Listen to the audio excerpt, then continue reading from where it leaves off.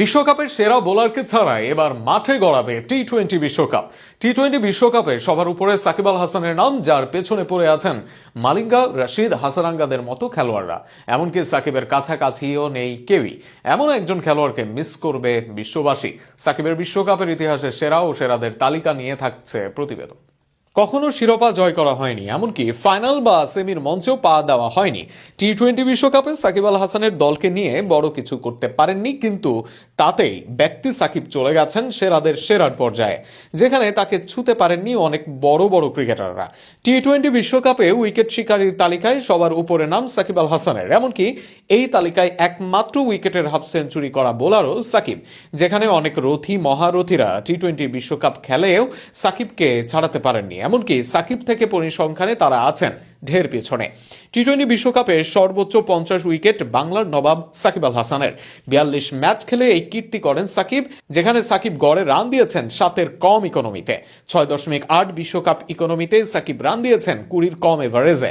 তার চেয়ে বেশি উইকেট তো কেউই নিতে পারেননি। দুয়ে থাকা পাকিস্তানের অলরাউন্ডার শাহিদ আফ্রিদির উইকেট তার থেকে 11টি কম, অর্থাৎ কেউ ছুঁতে পারেননি 40-এর কোটা।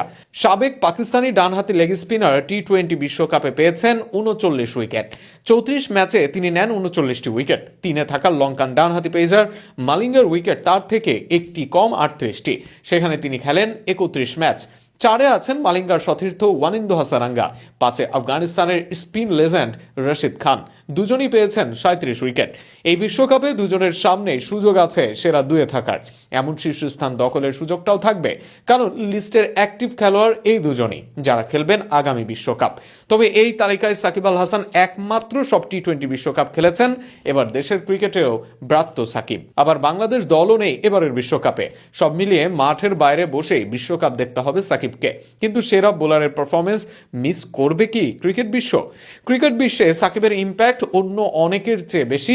নিঃসন্দেহে সাকিবের না থাকা ক্রিকেটের জন্য বড় ক্ষতি।